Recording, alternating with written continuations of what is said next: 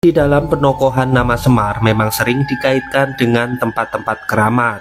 Tidak hanya itu, tempat-tempat yang dikaitkan adanya sosok Semar biasanya mempunyai daya magis tinggi, hingga banyak orang yang masih meritualinya.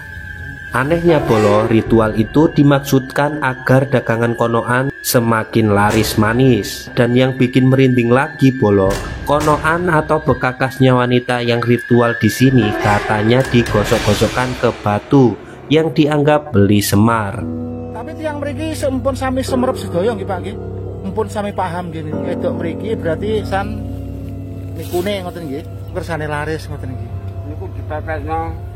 Napa nek dipepetno? Bekakase.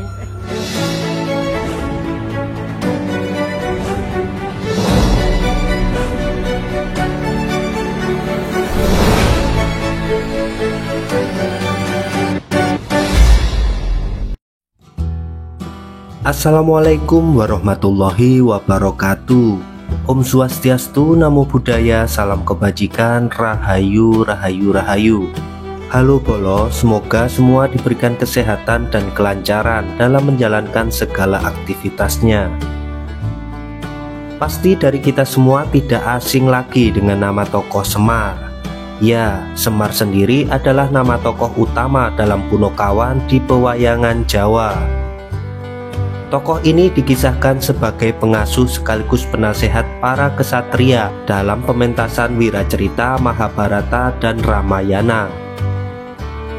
Meski demikian, nama Semar tidak ditemukan dalam naskah asli kedua Wiracerita tersebut. Namun di dalam penokohan nama Semar memang sering dikaitkan dengan tempat-tempat keramat. Tidak hanya itu, tempat-tempat yang dikaitkan adanya sosok Semar biasanya mempunyai daya magis tinggi, hingga banyak orang yang masih meritualinya. Salah satunya adalah tempat yang akan kita kunjungi kali ini Bolo. Tempat ini dinamakan sebagai Punden Peli Semar, atau masyarakat Lawas lebih banyak menyebut Pelanangan Mbah Semar. Dari namanya saja sudah terlihat aneh dan bisa dikatakan agak saru ya Bolo. Hal itu tidak serta-merta ada, namun beberapa warga sering menjumpai beberapa orang, khususnya kaum wanita yang ritual di lokasi ini. Anehnya Bolo, ritual itu dimaksudkan agar dagangan konoan semakin laris manis. Dan yang bikin merinding lagi Bolo, konoan atau bekakasnya wanita yang ritual di sini katanya digosok-gosokkan ke batu yang dianggap beli Semar, dengan maksud agar semakin laris dan nagihi gitu loh Bolo. Lokasi batu ini sendiri berada di tengah-tengah sawah di area makam Bong Cino atau makam Cina, dan berada di atas bukit.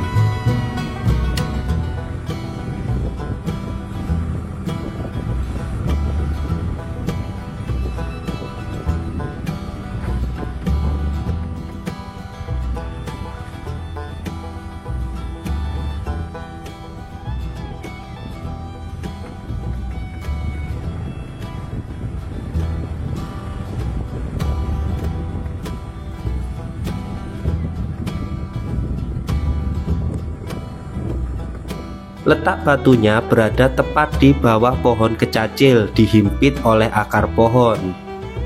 Saya sendiri saat ingat kisah dan kepercayaan sebagian orang tentang tempat ini tidak berhenti guyu dan gumun ya Bolo.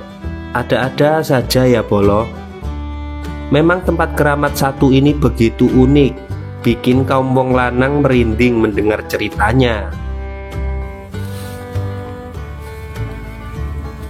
Karena saya ingin menjelaskan ini kudu ketawa ya, tetapi memang faktanya seperti itu.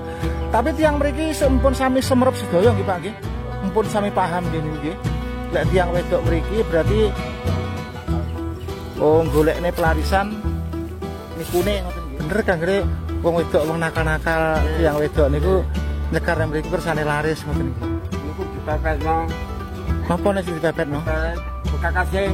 Oh, bekakase dipepetno watu niku. Terus mungkin sakit laris ngoten. Diungkal. Oh, diungkal. Jadi seperti ini Bolo kondisinya untuk menuju ke Punden yang menjadi tempat sakral untuk ritual konoan yang digesek-gesekkan ke batu itu. Nah, jadi arah sana itu menuju ke Babatuban, Sukorame ya. Dan kalau ke kiri itu ada pertigaan, itu menuju ke Bojonegoro. Nah, seperti itu ya.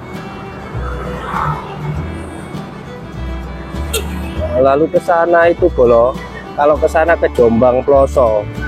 Nah, nanti kita akan menuju ke sebuah tempat keramat tersebut. Jadi ikuti terus penelusuran dan perjalanan kami. Alhamdulillahirobbilalamin, kita sudah sampai lokasinya Bolo. Dimana di sini itu terletak di area makam Bong Cino ya, yang berada di Kecamatan Kabuh. Nah, seperti ini. Areanya juga berada di pegunungan Bolo. Jadi begini pemandangannya, dan juga di area sawah yang ada jagung-jagungnya itu ya Bolo, di depan sana. Nah, di situ ada sebuah tempat ritual yang sangat ekstrim Bolo ya, yang dinamakan oleh masyarakat itu mohon maaf ya, ini agak saru, Peli Semar. Nah, kok bisa ya dinamakan seperti itu? Nah, kemungkinan karena ada sebuah ritual yang ekstrim itulah yang menjadikan tempat itu ada sesuatu hal atau batu yang dianggap keramat begitu loh Bolo. Nah, seperti ini ada juga makaman Cina ya ini. Jadi sangat luas sekali pemakaman Cina ini sampai ujung sini ya. Nah, di area yang ada pohon, nggak tahu ini pohon apa ya Bolo. Nah, di bawah situ ada sebuah batu yang menjadi batu yang cukup keramat dan banyak orang yang ritual ke sini di malam-malam tertentu Bolo. Jadi lokasinya seperti ini Bolo.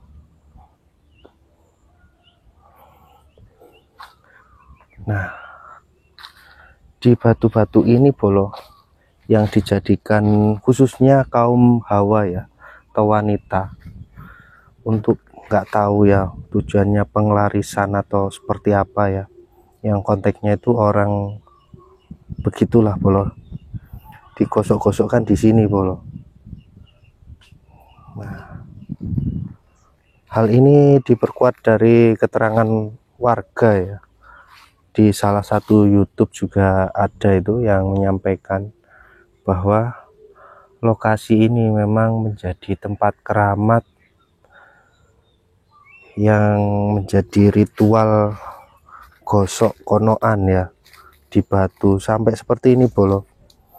Jadi posisi batunya itu hingga menempel di akar. Nah, dan orang-orang itu banyak yang berbondong-bondong, khususnya wanita itu di malam hari Bolo. Kalau ke sini, kalau siang kan bahaya ya, buka itunya terus digosok-gosokkan di sini. Ini memang sedikit apa ya, dibilang saru Bolo, tapi cerita ini menjadi apa, cerita folklore yang berkembang di masyarakat sekitar juga, bahwa diyakini ini tempat ini atau batu ini menjadi lokasi ritual ekstrim ya Bolo.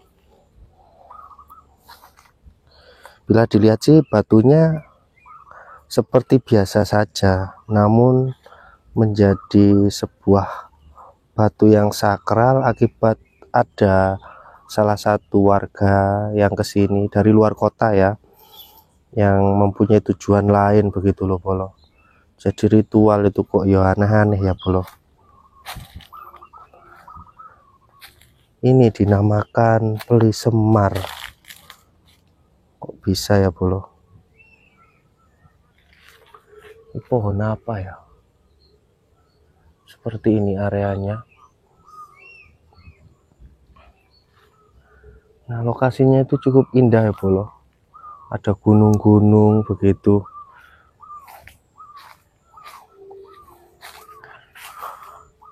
Coba kita lihat ya bolo di sekelilingnya.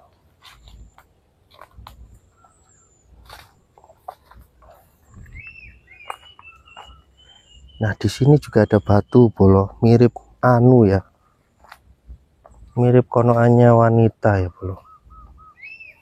Nah sampai ada bercak-bercak putihnya ini bolo. Apa ini juga menjadi salah satu ritual ekstrim konoan itu ya bolo. Tujuannya untuk penglarisan, mana ya bolo orang-orang itu. Tapi bisa dilihat ya bolo di channel teman-teman kami itu yang konten di sini, di salah satu keterangannya itu menyampaikan masyarakat sendiri bolo bahwa ini memang menjadi tempat ritual begitu. Pasti pada heran kan, saya juga heran bolo. Ini baru kali pertama saya mengunjungi sebuah tempat yang ritualnya itu berbeda dari ritual lainnya. Kalau umumnya kan mencari pesugihan begitu ya, tapi ini ya mencari penglarisan juga ada, tapi ini penglarisannya berbeda ya bolo, penglarisan ngonoan. Saya tuh bayangin anu nggak lecet apa bagaimana ya bolo. Di sini bolo posisinya, tempat yang mempunyai daya magis yang tinggi. Di sini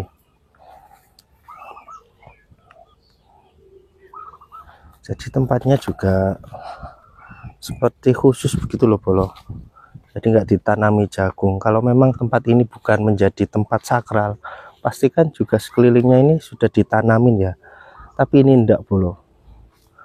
Nah seperti ini. Dan ini bolo ya, ada gunung yang juga sakral bolo di sana itu bolo. Itu juga pernah kami liput bolo mengenai gunung itu, yang mana di gunung itu batunya itu bisa bersinar bolo, karena saya lihat seperti batu yang bisa dibuat akik begitu loh. Suasananya juga seperti ini. Jadi lokasinya ini bolo juga tidak jauh dari tempat lokalisasi Kabuh itu loh, apa namanya ya, Kabuh itu apa, Klubuk, iya. Itu berjarak kurang lebih berapa kilo Kang? Berjarak kira-kira sak kilo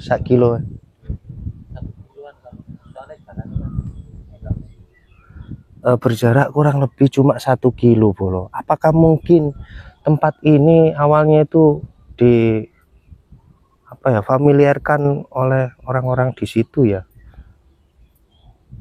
jadi 2 kilo dari sini kurang lebih ya, bisa nggak sampai, karena jalannya itu menggak-menggok begitu bolo, melewati gunung dan hutan.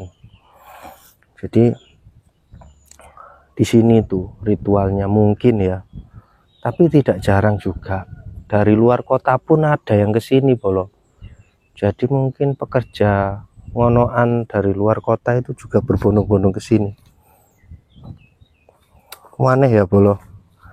Ya boleh percaya boleh tidak bolo, namun seperti ini kisah folklore yang berkembang di masyarakat memang cukup variatif, berbagai macam.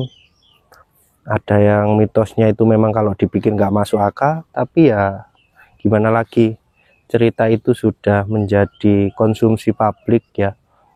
Saya hanya mencari sesuatu yang memang dimitoskan oleh masyarakat ya. Namun kembali lagi ke perspektif kita masing-masing, mau percaya boleh, mau tidak juga boleh. Jadi mungkin seperti itu saja untuk penelusuran kami. Saya mohon maaf bila ada penyampaian yang salah. Saya akhiri, terima kasih. Wassalamualaikum warahmatullahi wabarakatuh. Salam budaya, salam sejarah, rahayu, rahayu, rahayu.